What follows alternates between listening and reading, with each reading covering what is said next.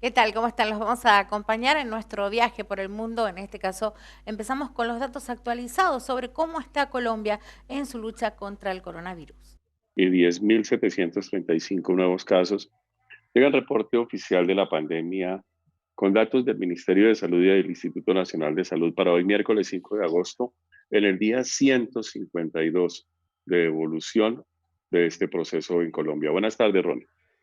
Carlos Francisco, un saludo para usted, para todas las personas que se conectan hasta ahora, también para todas las personas que desde hace varios minutos estaban conectados esperando que iniciara oficialmente la transmisión en vivo. Hoy con un poco más de demora de lo usual, llegaron hace contados segundos las cifras. Recordemos, generalmente estas llegan a las 5 de la tarde. Pero bueno, hoy con los 309 fallecimientos que usted reportaba, los 10.000 nuevos casos y 11.624 muertes en total, 345.714 infecciones, Carlos Francisco, y además 186.317 recuperados. 11.624 fallecidos acumulados, lo que quiere decir que la semana terminará con más de 12.000, por la evolución que ha tenido la pandemia en las últimas semanas. Como siempre aquí, obviamente los registros de los lugares en los cuales se presentaron el mayor número de casos. Bogotá encabeza el listado hoy con 4.243 nuevos casos. Antioquia con 1.389.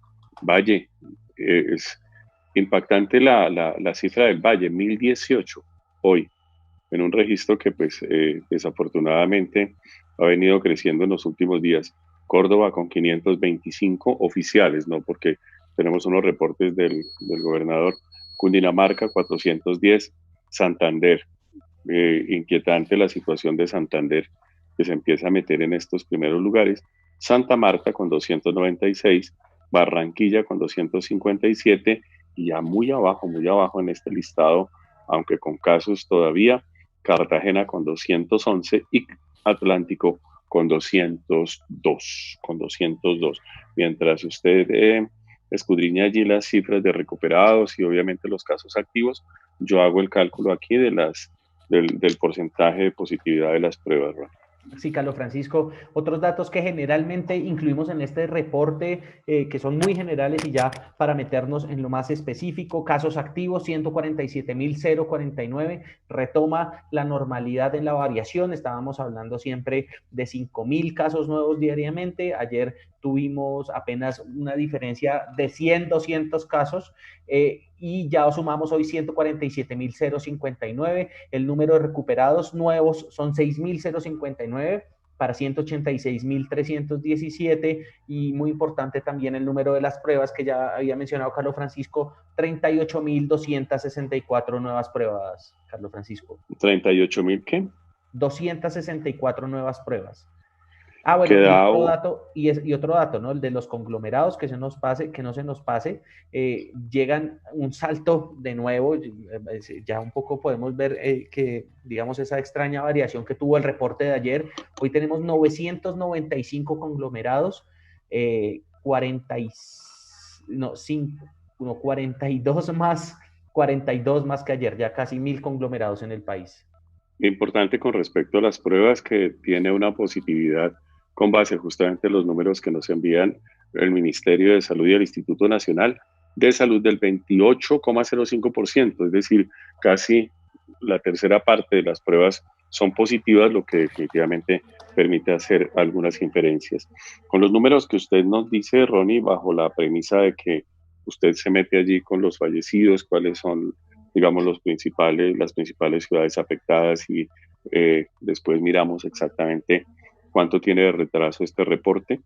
Tenemos que el porcentaje de activos con base en estos números es del 42,81%. Los recuperados aumentan de manera importante, aunque no tan rápidamente, del 53,81%. Esto, que haya más recuperados sobre casos activos, naturalmente, en cuanto a proporción, naturalmente habla de lo largo que ha sido este proceso en Colombia, porque pues obviamente está dando tiempo desde el punto de vista evolutivo para que la gente afectada se recupere, bajo la premisa de que la mayoría pues tienen síntomas muy leves o son asintomáticos. ¿Algo ya de los fallecidos, Ronnie? Sí, Carlos Francisco, mire, 57 fallecimientos hoy en Antioquia. ¿Cuántos? 57 fallecimientos, como nunca antes se reportan fallecimientos en este departamento, y algo que me llama la atención porque según el alcalde, bueno, en particular en Medellín, por supuesto, ya esa ciudad alcanzó el pico. Entonces, no sé cómo se puede explicar esta cifra alta de fallecimientos que va en ascenso, por supuesto, en una situación de supuesto pico alcanzado. Esa es una cosa muy importante, lo de los picos regionales o de los picos por ciudades. Yo creo que frente a esto hay que tener un poquito de prudencia, porque mientras Exactamente. tengamos estas cifras ascendentes y esencialmente que demuestran que todavía existe una tasa de contagio tan elevada, pues con un porcentaje de positividad, por lo menos en promedio para el país, del 30%, uno no puede hablar de que estamos ya pasando el pico, ni más faltaba. Pero obviamente pues tendrá sus asesores, tendrá su gente allí, el señor alcalde o el señor gobernador, y bajo esa premisa, pues nosotros simplemente aquí comentamos eso. La tasa de letalidad, es decir, el porcentaje de fallecidos con respecto al número total de afectados, se encuentra hoy en el 3,38%. Es una tasa, pues, significativamente baja, aunque lamentable de por sí, pero en promedio, pues, naturalmente, dentro de lo que es el marco general de la pandemia, son unos números, si se quiere, relativamente favorables. En un ratito o en unos minutos damos, pues obviamente, la cifra con base en algunas regiones, 3,38%. Y como siempre, yo aquí trato de poner, digamos, algún punto que nos permita orientarnos desde el plano del en dónde están los casos activos. El 88,4% de las personas tienen síntomas leves o son asintomáticos. Siempre decimos que estas personas deberían estar o deben estar aisladas y presumimos que están en su casa, ¿no? Alguien nos decía hace un par de días que cómo sabíamos que estábamos en la casa. Pues asumimos que están en la casa porque para nosotros la referencia también son los hospitales. Moderados son el 10,5% que se encuentran en las salas generales de los hospitales, ocupando camas, digamos, en los pisos que llamamos desde el plano clínico, y los casos severos, es decir, aquellos que enfrentan la enfermedad grave de la COVID-19, son el 1,1%, es decir, un paciente, una persona de cada 100 afectados va a la unidad de cuidado intensivo y más o menos en promedio hoy en día estamos casi por los 1.560 personas en esta condición, Ron. Repetimos, obviamente, porque nos dicen ustedes que les contemos exactamente los casos en Bogotá, Sí, y a la propósito, cifra general. le tengo datos si quiere, Carlos Francisco. Hoy el número de nuevos casos en Bogotá llegó a 4.243, uno de los días con más casos nuevos reportados hasta la fecha, y el número de fallecimientos, Carlos Francisco, 91, Bueno, bajó proporcionalmente un poco frente a cifras anteriores. Estábamos viendo mortalidad por encima de los 120, 130, 150 personas diarias. Hoy la cifra de Bogotá se ubica en 91 fallecimientos, recordando por supuesto que estos muertos o estos decesos no son de las últimas 24 horas, generalmente se extienden a lo largo de varios días y semanas. una revisión de las cifras en el mundo, Ronnie, y nos vamos con la gente, porque hoy tenemos que, desafortunadamente, o mejor, hacer más corta esta transmisión por lo tarde que llegaron los datos, porque tenemos compromisos, obviamente, con nuestra programación habitual. Vamos con las cifras del mundo y yo empiezo a responder aquí algunas inquietudes Sí. que tiene la gente que se conecta con nosotros en este momento. Por supuesto, Carlos Francisco. Mire, hoy según datos de la Organización Mundial de la Salud que presenta el Ministerio de Salud colombiano, el número de casos confirmados es de 18,5 millones en el mundo. El mundo superó las 700.000 muertes hoy, Carlos Francisco, con 700.539 para, recordemos, una enfermedad que no conocíamos el año pasado, 700.000, y esto poniéndolo en proporciones, digamos, frente a otras enfermedades, por ejemplo, el tabaquismo o las enfermedades derivadas del tabaco causan 10 veces más mortalidad, pero es algo mucho más crónico en las personas. Y el número de recuperados, 11,1 millones en el mundo. Le tengo un dato también sobre Brasil, Carlos Francisco, A que ver, es una nación que ha sido pues duramente impactada. Brasil superó las 97.000 muertes. Está al borde en cuestión de 2, 3 días, infortunadamente, de completar 100.000 muertes y 2,85 millones de casos. nosotros siempre estamos del lado, naturalmente, de las familias y por encima de todo de aquellos que han tenido, digamos, decesos cercanos para poder hablar justamente dentro de un marco de respeto y por encima de todo como digo, de acompañamiento. Igual para las personas que se encuentran en este momento en los hospitales y sin duda para los cercanos de quienes están en las unidades de cuidados intensivos y hacemos votos porque esto pues definitivamente se remonte. Saludamos a Raquel Álvarez, a Wilson Wilfrido, a Tani Mile, Fabiola Zambrano, Javier Hueso, Santiago Moreno, José Suárez, Milena Bustos, Felipe Torres, entre, entre la cantidad de personas que, nos, que nos siguen y que nos esperan y que nosotros pues obviamente de todas maneras estamos aquí a su mandar, a su servicio.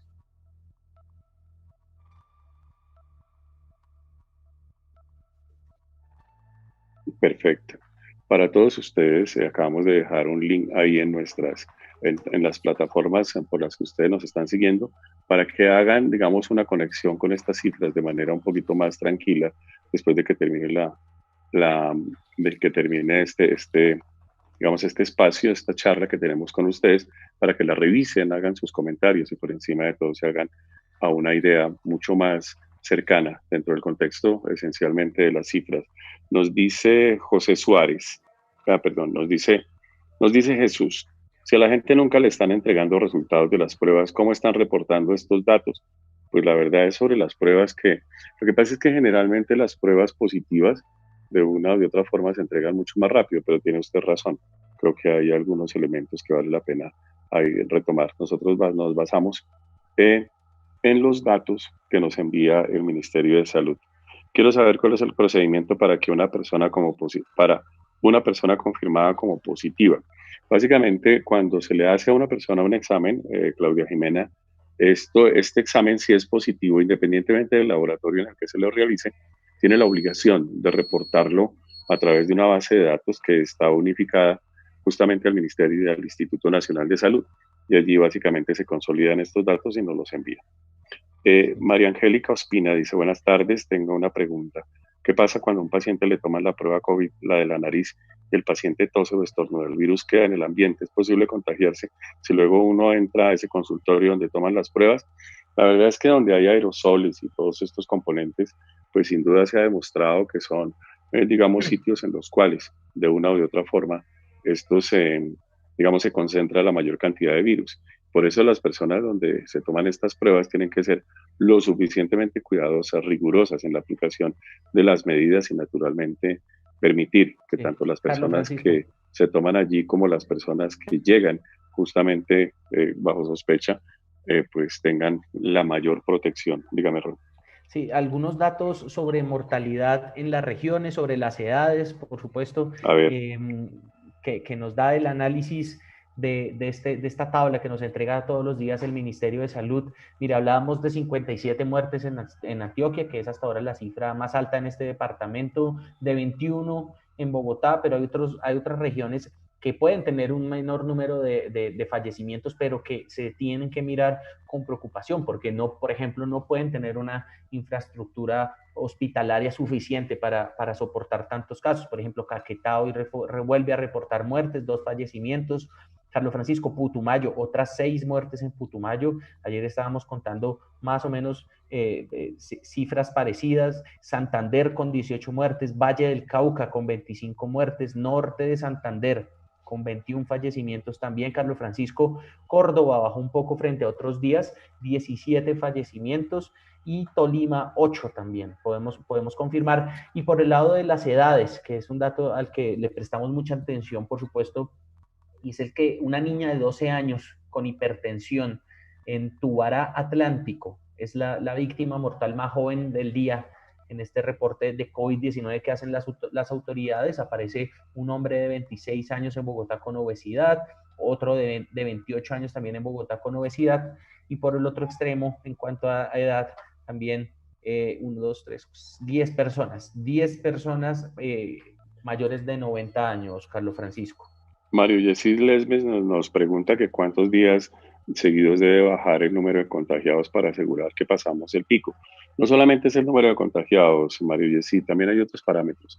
La tasa de contagio y demás, pero esencialmente yo creo que una tendencia que se mantenga por más de una semana o por 4 o 5 días definitivamente sí nos habla de que podemos estar en un descenso. Dice que Jason Díaz dice que acaba de entrar y que vienen bajando los niveles de contagios. No es una tendencia que se mantenga. Ayer estuvieron bajos, pero hoy volvieron otra vez a elevarse, así que prácticamente estaríamos como en una especie de meseta, con un ascenso muy lento desde el punto de vista estadístico. En medio de todo esto pregunto por qué los resultados de una prueba dura tanto para salir si se supone que tiene que ser de urgencia. María Teresa, generalmente las pruebas desde el punto de vista técnico no se demoran tanto, pero usted tiene toda la razón. Dice, tengo 20 días que me hicieron una prueba, he mandado correos y nada. Nos cuenta Andrea Lemus, vamos a ayudarle para que le llegue su prueba. Harold David Luján Bocanegra dice, una pregunta, el virus de la gripa se está incrementando. Yo que soy fumador siento síntomas. Debo informar a la EPS, por supuesto, importante. Hoy en día cualquier elemento que usted tenga de síntomas vale la pena referenciarlo. Y por último, yo le contesto a Ligia Ramírez Rabé de la EPS Famisanar, no hace teleconsulta y ¿qué debo hacer para solicitar la prueba? Y la EPS se niega a tomarla, al igual que el distrito, dice Gabriel Alfonso Moreno. Si se niegan a hacerla, usted tiene que acercarse a un hospital si tiene síntomas. Y por último le contestamos, dice el presidente, dice que la mayoría de muertos se dan por personas con comorbilidades, pero no, mira, la verdad es que esas comorbilidades no son todas, hay comorbilidades en estudio y mientras no se demuestren, pues sencillamente la persona no se puede calificar con comorbilidad. Ronnie, repitamos las cifras de hoy y nos despedimos porque pues obviamente ya tenemos, digamos, el tiempo aquí lleno. Una pregunta, pregunta que nos hacen, Carlos Francisco, y es si de pronto hoy dentro de la lista de nuevos casos está el caso del expresidente Uribe, nos dice Octavio Enrique Cruz. La verdad es que hay una cosa que es curiosa. Yo creo que ese resultado fue positivo, pero así hubiera sido, nosotros nunca tenemos los nombres de los infectados. En tal sentido, nos merece respeto tanto el caso de él como el de todos, ¿no? Esencialmente, porque pues estaríamos violando la historia clínica de cualquier persona y dentro de ese marco nosotros nos remitimos solamente a las cifras. Entonces, repitamos las cifras de hoy, Ronnie, y nos despedimos, obviamente, porque ya se nos acabó el tiempo, las cifras llegaron un poco tarde y tenemos otros compromisos. Aquí nos dicen un saludo para César Mateus, que hoy está colaborándonos, como siempre, aquí en la unidad de video. Entonces, despida usted, Ronnie, con las cifras y naturalmente nos vemos mañana. Sí, Carlos Francisco, hoy para todas las personas y ya rematando, se confirmaron 309 fallecimientos por COVID-19 para un total de 11.624 muertes por esta causa. Además, se confirmaron 10.735 nuevos casos de coronavirus para 345.714 infecciones en total y el número de recuperados llegó a 186.317. El de casos activos se ubica en 147.049. Con esto me despido. Carlos Francisco, si quiere, remate usted y a todas las personas que estuvieron conectadas a esta transmisión. Nos vemos mañana en la unidad de salud del tiempo aquí con este compromiso de llevarles todos los días el análisis y las cifras de la pandemia. Bueno, ahora nos preguntamos qué pasa en España y este es el informe periodístico que ya compartimos con ustedes. Como todos los lunes y los jueves vamos a contar la información que nos muestra la evolución de la epidemia del coronavirus en España. Los lunes ya saben que lo hacemos un poquito más breve que los jueves, en los que damos una información mucho más detallada a nivel internacional, a nivel nacional, y también con las variables que evaluamos semanalmente en lugar de diariamente. Hoy es lunes, ha pasado un fin de semana, por lo tanto el número acumulado de casos desde el viernes, fue el último momento que se dio información, es mayor. Sí que es cierto que hoy ha habido problemas de carga por cuestiones técnicas en 3 comunidades autónomas, 2 de ellas importantes. Ha habido problemas en Cataluña, en Madrid y en Navarra, que se han solucionado ahora mismo en el momento en el que estaba bajando para la prensa, con lo cual no hemos podido incluir la información en los informes de hoy. Mañana se incluirá y se actualizarán todos los datos que se tengan que actualizar, con lo cual los datos de hoy hay que valorarlos con mucho cuidado. Sin tener en cuenta la información de estas 3 comunidades que hemos comentado, con diagnóstico de fecha de ayer, ha habido 968 nuevos casos que se diagnosticaron ayer. Pero les digo que falta información de Madrid, Cataluña y Navarra. Luego tenemos los datos diagnosticados con fecha de inicio de síntomas en la última semana. De nuevo, repito, con la falta de la información de esas 3 comunidades autónomas, 1.927 casos. Estos datos no son superiores a los datos que observábamos durante la semana pasada, pero dada la falta de información de estas 3 comunidades autónomas, probablemente el número subirá de una manera importante cuando incluamos esta información mañana. No estamos en una situación grave para nada, pero sí que es cierto que se está observando un incremento en los últimos días, semanas, que estamos siguiendo con muchísima atención ante la necesidad o no de tener que tomar medidas más importantes o de tener que coordinar medidas entre varias comunidades autónomas. Hasta ahora es cierto que el mayor incremento se debía a incrementos concretos en 2 comunidades autónomas. Todos conocen la situación de Cataluña y de Aragón. Sí que es cierto que en Cataluña y en Aragón poco a poco se va controlando el problema. En Cataluña ya está clara la estabilización, incluso el inicio de un descenso en la provincia de Lérida, pero sí que es cierto que la provincia de Barcelona, y en concreto el área metropolitana de Barcelona, también está progresivamente estabilizándose y parece que las medidas están teniendo efecto. En Aragón, en la mayor parte de Aragón, estas medidas también están teniendo un efecto favorable, pero sí que es cierto que en la ciudad de Zaragoza todavía hay una transmisión importante y una transmisión que se está, en principio, parece que reduciendo la velocidad de incremento, pero todavía no se ha estabilizado. Vamos a ver qué es lo que sucede en los próximos días y vamos a ver qué es lo que significan los datos que estamos observando. Luego hay otras comunidades autónomas en las que se están identificando brotes que en principio se están identificando bien y se está haciendo un trabajo importante a su alrededor, pero que no dejan de ser brotes que significan un cierto nivel de transmisión comunitaria alrededor en esa provincia, y que en algún momento algunos de estos brotes pudieran llegar a descontrolarse. Estamos hablando de brotes que se han detectado fundamentalmente en el País Vasco, algunos en el sur de España, en Andalucía, en alguna provincia, incluso en Murcia, pero todas las comunidades autónomas están notificando brotes de mayor o menor envergadura. Como decía al principio, no estamos en una situación ahora mismo especialmente grave ni comparable a lo que observábamos hace unos meses, pero sí que es cierto que estamos observando ese incremento progresivo en varias comunidades autónomas que tenemos que seguir con muchísima atención. En este sentido, la Comunidad de Madrid, una de las que no han podido notificar hoy, llevaba varios días con pequeños incrementos. No sabemos lo que ha pasado en estos días porque no hemos podido recibir la información. Sí que es cierto que es otra de las comunidades, debido a las características particulares, ya no de la comunidad, sino de la ciudad de Madrid en sí, que tendremos que seguir con mucho cuidado.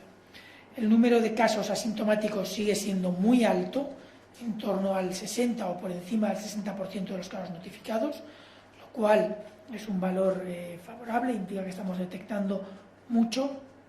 La letalidad observada en las últimas semanas también sigue siendo muy baja, en torno al 0,6-0,4% en las semanas evaluadas, hace un mínimo de 15 días antes. La última evaluación se hizo el viernes, son los 15 días previos a esa fecha, con lo cual estamos muy seguros de que estamos detectando muchísimo más de lo que se detectaba hace unos meses, pero sí que es cierto que la positividad de las PCRs también aumenta. Y esto es un indicador que nos muestra el sentido contrario, con lo cual tenemos que tener mucho cuidado a la hora de valorarlo. Es verdad que se están haciendo muchas PCRs alrededor de los brotes, que es donde en principio hay más transmisión, pero sí que es cierto que ese incremento de la positividad nos indica un sentido contrario de los otros indicadores que les he comentado, la letalidad y el número de casos asintomáticos, y por lo tanto tenemos que tener mucho cuidado para interpretar la situación actual. Los fallecidos con fecha de defunción en la última semana han subido, fundamentalmente a costa de casos notificados por la Comunidad Autónoma de Aragón, que tenía un cierto retraso en las notificaciones en estos últimos días. Tuvieron algunos problemas con las máquinas que realizan las PCRs durante unos días, y eso hizo que algunas pruebas se retrasaran y por lo tanto toda la notificación de casos asociados, incluso algunos de los fallecidos a esta epidemia, también se retrasó y se ha recuperado durante este fin de semana. Han sido 26 casos, como digo, con fecha de defunción en los últimos 7 días, por encima de lo observado en las fechas anteriores. El sistema asistencial no está bajo presión, tienen una capacidad muy por encima de lo que ahora mismo exigen tanto los hospitalizados en camas convencionales como los hospitalizados en UCI. Una parte importante, más de la mitad de los casos fallecidos en esta última semana en Aragón están asociados a los casos en 2 de las residencias de ancianos, donde han tenido un número importante de casos. El resto de las residencias afectadas han tenido en general un caso, muy pocos casos asociados, y en su mayor parte asociados a los profesionales que trabajan en ellas, pero sí que es cierto que ha habido 2 con un número importante de casos que en gran parte han supuesto esos fallecidos o han tenido relación con esos fallecidos que comentábamos. Fuera de eso no hay mucha más información de interés. Sabemos que hay todavía bastantes provincias, hay bastantes provincias que están ahora mismo en una fase ascendente. Si no recuerdo mal, creo que son 12 provincias que están en fase ascendente de casos. Todo el resto están en una fase de estabilidad o descendiendo después de haber tenido ascensos en las últimas semanas, y más allá de esta información no tenemos datos de mucho interés relativos al fin de semana. Sí que los brotes que estamos observando siguen más o menos como en las semanas previas. Tenemos un número importante de brotes abiertos todavía, 560 de los 680 brotes que se han notificado hasta la fecha, y sabemos que aunque el número de brotes mayor se produce en el ámbito social, familiar o en fiestas familiares, sí que es cierto que el tipo de brotes con un mayor número de casos por cada uno de los brotes, como la semana pasada, son los brotes asociados al ocio nocturno. Los brotes asociados al ámbito laboral, sobre todo los relacionados con los trabajadores temporeros en la recogida de frutas, se han disminuido sustancialmente, y el número de casos asociados a ellos también se ha disminuido sustancialmente en la última semana o 10 días. Entendemos que una parte importante de este efecto se debe a las medidas que las comunidades autónomas han estado tomando para tratar de reducir el impacto de estos colectivos, o sea, del impacto de la enfermedad en estos colectivos. Y sin más, yo creo que podemos pasar a las preguntas. ¿Sí? Hola, soy Lucía de Televisión Española. Tengo 3 preguntas. Tú anuncias que a lo mejor endurecería las medidas de seguridad. No sé si sabes si se va a endurecer de alguna manera. Ahora mismo, ¿cuál es la situación de las residencias en España? No sé si se ha reforzado la seguridad en caso de que hubiera otra ola, como esta ola. Y en cuanto al radar COVID, no sé si se sabe qué comunidades lo van a implantar antes y si es realmente fiable. Bien, vamos a ver las medidas a implementar en Cataluña. Cataluña ha implementado medidas muy importantes como en la provincia de Lérida, y ha implementado medidas muy importantes en la área metropolitana de Barcelona. También ha aumentado en el resto de la comunidad autónoma. Ahora mismo, según la evolución que estamos observando, parece que los casos se han estabilizado. Están reduciendo progresivamente las medidas en Lérida, donde no solo se han estabilizado, sino que están disminuyendo de manera ostensible, pero sí que es cierto que en la zona metropolitana de Barcelona, aunque se ha disminuido la velocidad de ascenso y parece que hay una reducción en la transmisión, todavía mantienen medidas importantes. No tengo yo información si se van a aumentar o no las medidas, habría que estudiar si realmente es necesario incrementarlas mucho más. Sí que es cierto que, como he dicho siempre, hay 2 puntos en España, aunque puede ser aplicable a todos, pero hay 2 puntos en España, y yo creo que son Barcelona, su área metropolitana, y Madrid, su área metropolitana, en las que desde mi punto de vista siempre es mejor excederse un poquito en las medidas que quedarse corto. Son zonas de alto riesgo, zonas que tienen un impacto no solo en ellas mismas, sino en todo el territorio que les rodea y en todo el resto de España, y por lo tanto, si al final deciden tomar alguna medida extra, a mí no me parece mal. Pero sí que es cierto que ahora mismo da la sensación que las medidas que están implementando están surtiendo el efecto deseado. En cuanto a las residencias, ahora mismo se está trabajando en las residencias de forma muy exhaustiva en todas. Es cierto que hay cada día más medidas que se están tomando, mejores sistemas de vigilancia que se están progresivamente implementando. Tenemos una definición de caso asociado a residencias de un único caso. Ya implica considerar una residencia como una residencia con brote y por lo tanto se implementan todas las medidas de control. Yo no creo que ahora mismo sea necesario plantear más medidas de las que ya están previstas en caso de que aparezca el brote. Sí que es verdad que lo que no podemos es dejar de vigilarlas muy exhaustivamente y trabajar con ellas. Opciones, hay muchas que están ya en los diferentes protocolos. Se han hecho ya cribados de los residentes y del personal, se pueden repetir, se han hecho ya muchas acciones de restricción de visitas en cuanto aparecen casos, aunque sean pocos, en la zona donde hay residencias, y todo esto se tiene que seguir manteniendo, se puede seguir manteniendo o implementando. Yo no creo que haya que proponer medidas nuevas, lo que hay que hacer es utilizar las disponibles o las acordadas bien. Y yo creo que es cierto que en alguna residencia estamos teniendo algún brote mayor de lo que hubiéramos deseado, pero lo cierto es que se están implementando en general de forma muy rápida. En cuanto a la aplicación radar, las comunidades autónomas se tendrán que ir produciendo en estos días qué comunidades van a querer utilizarla o no. Hay varias que ya han mostrado su interés, no sabemos cuántas lo van a utilizar al final. Esta mañana hemos tenido una reunión en la ponencia de alertas para crear un grupo de trabajo para terminar de cerrar los detalles que competen a salud pública para mejorar la aplicación, y entendemos que probablemente a final de semana, primeros de la semana que viene, es cuando las comunidades tendrán que tomar la decisión definitiva de si utilizar o no la herramienta. La herramienta, con el estudio piloto que se ha realizado en La Gomera, ha mostrado que técnicamente es posible hacer lo que se propone la herramienta.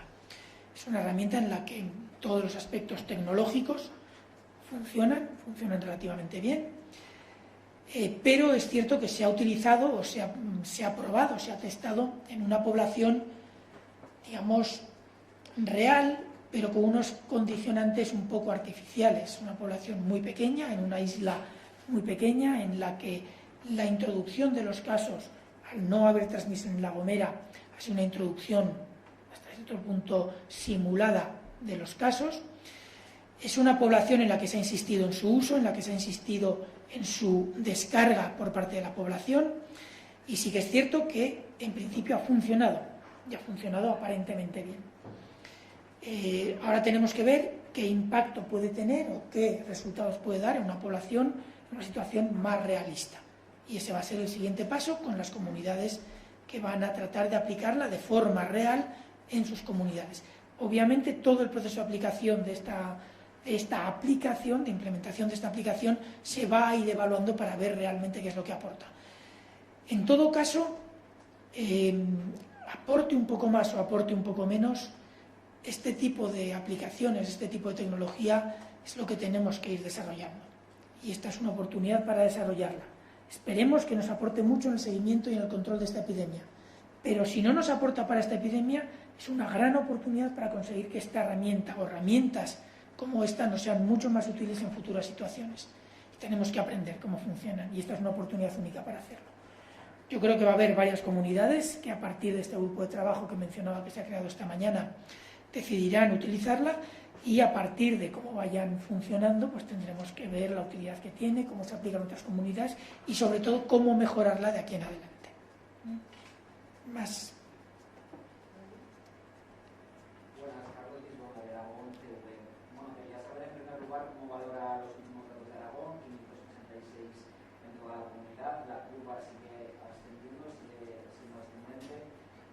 pueden calcular exactamente o algo provisional cuándo se llegará al tipo de contagios en la comunidad?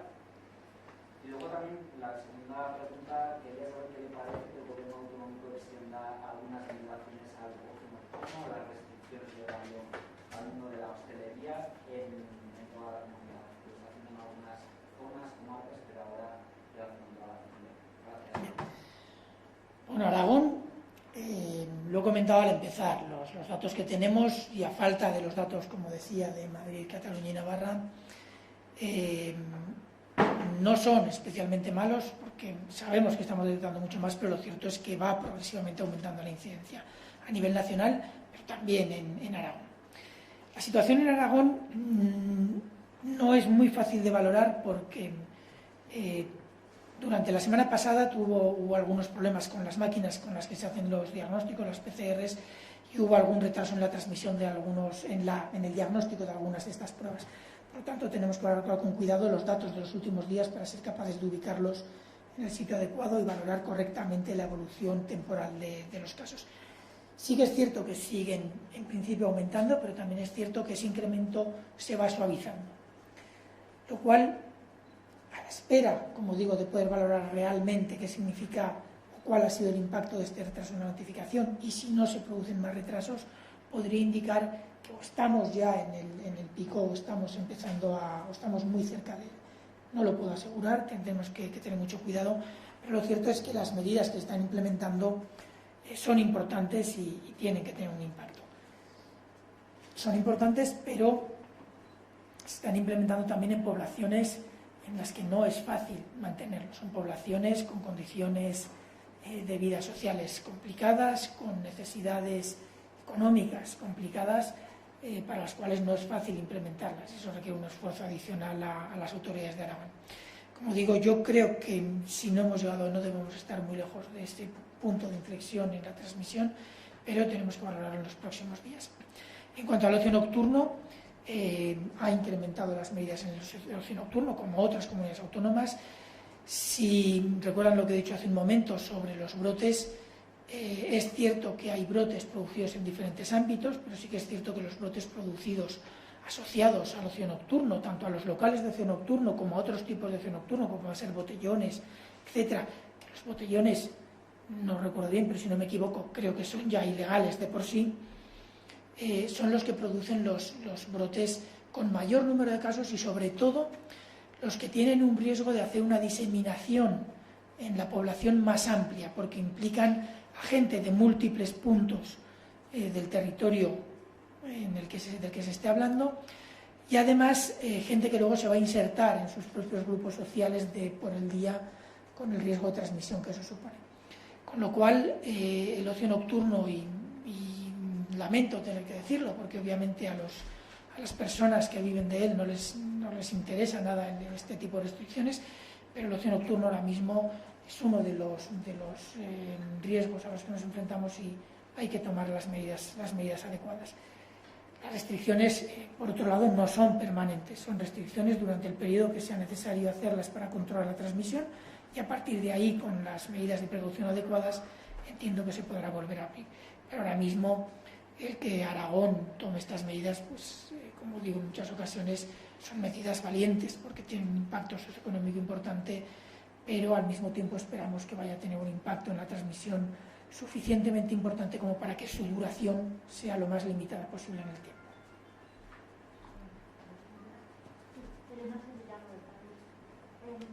No lo sabemos, pero la semana pasada vimos que Madrid ya se había convertido en la segunda comunidad con más casos. Y también sabemos que ni ahora ni en estos meses ha cumplido los requisitos que se le pedían para ir avanzando de fase, para acabar la desescalada entre la nueva normalidad. Quería conocer su opinión sobre eso, sobre el hecho de que Madrid no haya reforzado la primaria ni salud pública, ni tenga suficientes rastreadores para hacer lo que se exige ahora en la comunidad autónoma. Eso por un lado. Y también le quería preguntar si no están valorando volver a dar datos también los fines de semana para que no se produzcan periodos de tiempo como este que hemos vivido de casi 72 horas en pleno momento de los brotes sin saber qué es lo que está sucediendo. Gracias. Bueno, respecto a Madrid, ya les digo que no han podido cargar los datos, es un problema técnico, no tiene nada que ver con con otros posibles aspectos, pero sí que es cierto que lleva varios días, ya semana y media por lo menos, puede que un poco más, con un incremento muy suave pero constante. Está todavía en unos niveles de incidencia. Madrid es la segunda, junto con Cataluña, comunidad autónoma con mayor población. Está Andalucía, Madrid y Cataluña.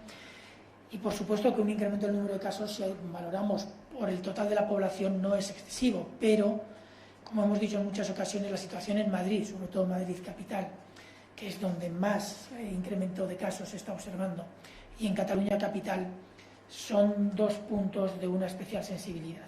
La reactividad, tanto en Madrid como en Barcelona, tiene que ser mucho más rápida, mucho más precoz que en otros puntos de la península o del territorio. Sabemos perfectamente que Madrid tiene grandes capacidades asistenciales, pero sí que es cierto que durante la epidemia, por razones de necesidad, no pudo reforzar adecuadamente algunos aspectos relacionados con atención primaria y con salud pública. Ahora mismo, si les soy honesto, no tengo detalles de la capacidad de atención primaria o de la capacidad de salud pública que tienen instalada. Sí que es cierto que tenemos informaciones que indican los dos sentidos. Por un lado tenemos información que indica que sí que se están haciendo esfuerzos por reforzarla, pero por otros lados tenemos informaciones que nos indican que todavía no se ha conseguido, aunque se están haciendo esfuerzos importantes para hacerlo. Vamos a tratar de discutirlo despacio con la Comunidad de Madrid, pero sí que es cierto que en Madrid y en cualquier otra comunidad autónoma la capacidad de detección precoz y de identificación y seguimiento de contactos es clave para controlar los brotes. Bueno, y de todo lo que se dice, de las proyecciones que se hacen, se asegura que México va a tener acceso a una vacuna contra el coronavirus. Para acceder a la vacuna en contra del COVID-19. Más detalles, Pedro Domínguez. Buenas tardes. Así es, Claudia, buenas tardes. Un gusto saludarte. Informó el presidente que ya hay comunicación con empresas y gobiernos para adquirir la vacuna contra el COVID-19, por lo que aseguró que México no tendrá ningún problema para acceder a este tratamiento y garantizó que se cuenta con los recursos económicos necesarios para adquirir la vacuna para toda la población. Durante la conferencia mañanera que se llevó a cabo en Culiacán, Sinaloa, el López Obrador recordó que el país propuso ante la ONU la socialización de la vacuna para combatir el coronavirus, con lo que se ganó un lugar reservado para la participación en las investigaciones que se llevan a cabo sobre la pandemia. Además mencionó que México está participando en la mayoría o en todos los esfuerzos internacionales de los grupos de científicos para encontrar una vacuna del COVID-19. Vale la pena recordar que a finales de julio el secretario de Relaciones Exteriores, Marcelo Ebrard, anunció que México ingresaría a la fase 3 de la vacuna contra el coronavirus que desarrolla el laboratorio farmacéutico Sanofi Pasteur. Es por esto que el presidente López Obrador confió en que México estará dispuesto a entrar en los diferentes ejercicios y podrá adquirir la vacuna en cuanto esté disponible. Vamos a escuchar lo que dijo el mandatario esta mañana. Sí, hay una comunicación con varias empresas y gobiernos. Nosotros no vamos a tener problemas en el caso de que se tenga la vacuna para el COVID, desde que se certifique que es buena la vacuna, que ayuda a prevenir el virus. México tiene acceso y también tenemos los recursos necesarios para adquirirla. Pero no solo es el tener los recursos para adquirirla, sino que se tome en cuenta al país, y eso lo tenemos garantizado, porque fuimos los primeros en la reunión del G20 en proponer que se socializara la medicina y las vacunas, es decir, los tratamientos y la vacuna para el COVID-19. Bien, pues así es la expectativa, que ya para nuestro país se consiga esta vacuna, Pedro, y pues claro, a precios que sean accesibles, pero antes que nada garantizar el abasto. Así es, el presidente confía en que el país podrá tener la vacuna para toda la población, esto debido a que ha participado y ha promovido iniciativas a nivel internacional para que todos los países, sin importar su condición económica, tengan acceso al tratamiento. Muchas gracias, Pedro, por este reporte. Hacemos una pausa, nos vamos a encontrar mañana aquí en Canal 7. Muchas gracias.